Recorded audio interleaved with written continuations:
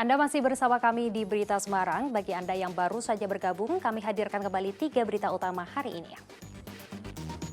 Bukti baru kasus penemuan 6 potongan tubuh manusia. Polisi menemukan golok yang diduga digunakan pelaku membunuh korban.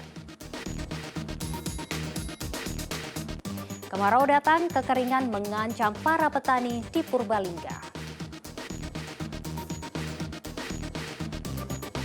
Apresiasi para atlet berprestasi di ajang SEA Games Kamboja. Pemerintah Kabupaten Demak memberikan bonus kepada peraih medali.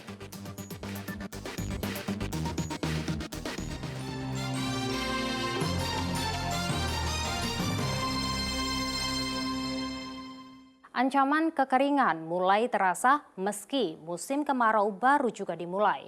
Petani di Kabupaten Purbalingga terpaksa mengeluarkan biaya lebih agar padi mereka tidak mati karena kekeringan. Puluhan hektar tanaman padi di sejumlah desa di Kabupaten Purbalingga mulai layu, bahkan sebagian sudah mati. Sulitnya air di musim kemarau jadi penyebab layu dan matinya padi.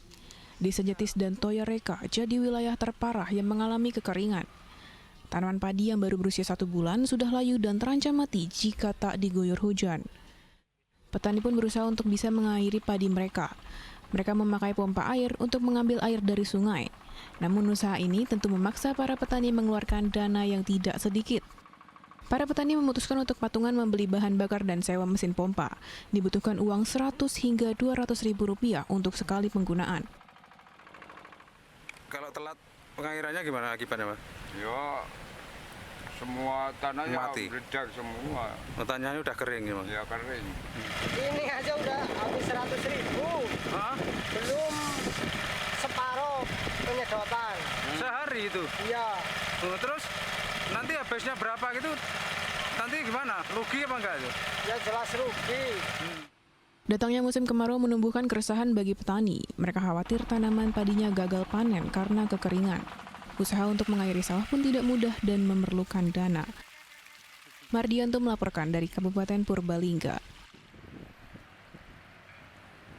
Seorang balita di Brebes menderita gizi buruk atau stunting. Kondisinya semakin memprihatinkan karena komplikasi penyakit lainnya. Kondisi keluarga yang miskin membuat bayi malang itu hanya bisa dirawat di rumah dengan asupan seadanya. Nasib malang menimpa balita bernama Cynthia Rizky Azalia, anak dari pasangan Isfandi dan Lina Handayani, warga desa Kaligang Sawetan, Kabupaten Brebes. Tak seperti balita pada umumnya yang bermain di luar, Cynthia hanya bisa terbaring lemah di tempat tidur karena penyakit gizi buruk yang diperparah dengan komplikasi penyakit lain. Berat badannya hanya 5 kg, setengah dari berat badan normal anak usia 3 tahun. Bahkan untuk bisa mengonsumsi susu khusus gizi buruk, Cynthia harus menggunakan selang yang diberikan setiap 3 jam sekali. Ingin buah hatinya tumbuh sehat, ayah bersama kakak Cynthia rela mengamen tiada henti sehingga kebutuhan susu balita itu terpenuhi. Susu yang untuk gizi buruk. Ya, itu harganya sama. Ya, harganya lumayan dah. Kalau untuk saya sebagai security gaji ya nggak cukup, Mas. Ya, terpaksa saya ya cari sampingan Dengan menjual suara. dengan berkeliling menjual suara sama anak saya.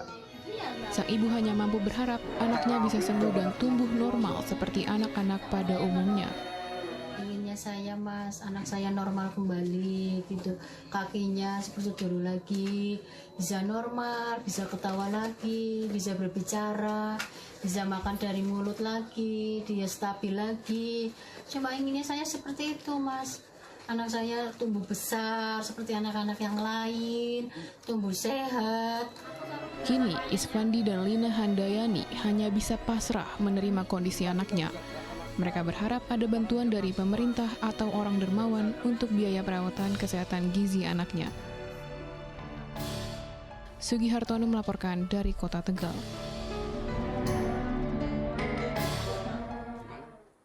Ribuan warga di Kabupaten Tegal kesulitan berobat lantaran tak memiliki kartu Indonesia Sehat yang dibiayai pemerintah.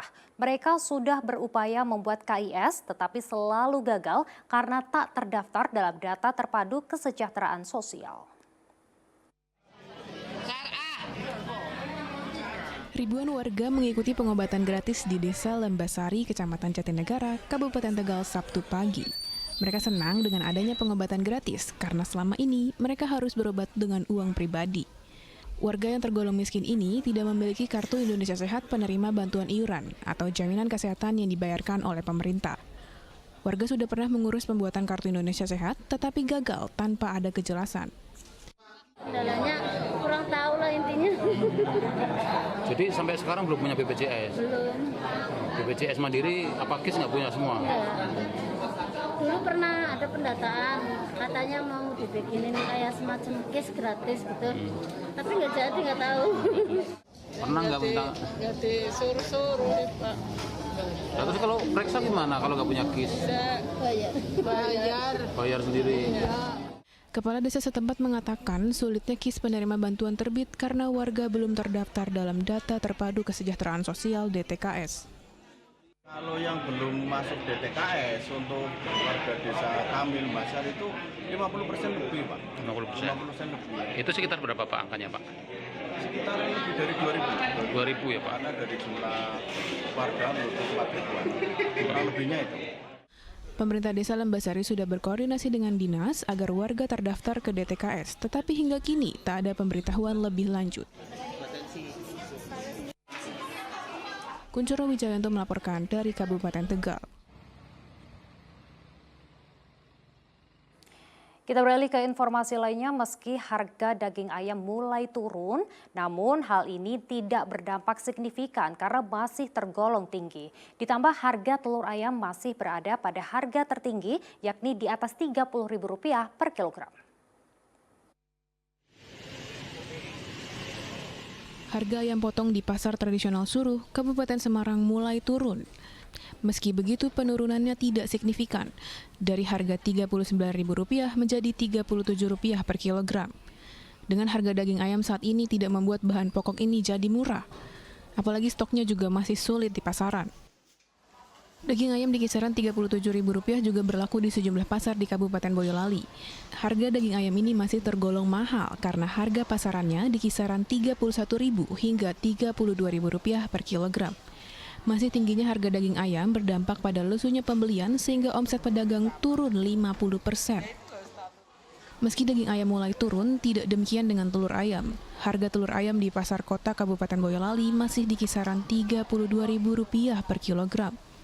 Padahal pasokan telur ayam ke pasar tergolong sudah lancar. Kenaikan harga terjadi perlahan yang awalnya Rp27.000 usai lebaran, kini sudah di atas Rp30.000. Kenaikan ini membuat jual beli di pasar menurun.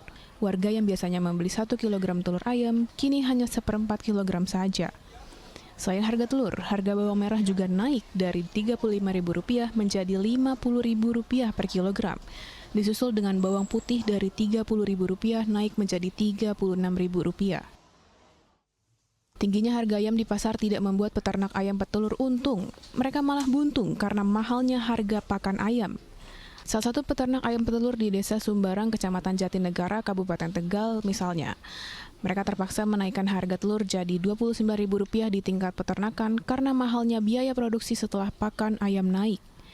Belum lagi dengan biaya transportasi pengiriman telur yang harus ditanggung peternak. Naik juga, tapi naiknya cuma sedikit dibandingkan dengan harga yang pasar umum itu. Karena kita jualnya partai ya. Oh gitu. Karena faktor pakan yang mahal tadi ya. Kalau kenaikan pakan itu terjadi sejak kapan itu Pak? Sejak 2 bulan kemarin. Diduga kenaikan harga pakan ayam menjadi penyebab naiknya harga telur dan daging ayam di sejumlah wilayah. Tim Liputan melaporkan. 4 atlet nasional asal Kabupaten Demak dapat bonus setelah berhasil membawa pulang medali dalam ajang SEA Games Kamboja lalu. Masing-masing atlet mendapat bonus Rp25 juta hingga Rp50 juta.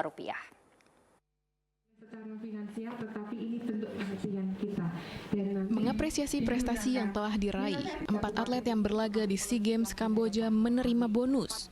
Mereka adalah Wahyu Tribawono dan Mugi Harjito, atlet cabang olahraga dayung putra yang menyabet medali emas.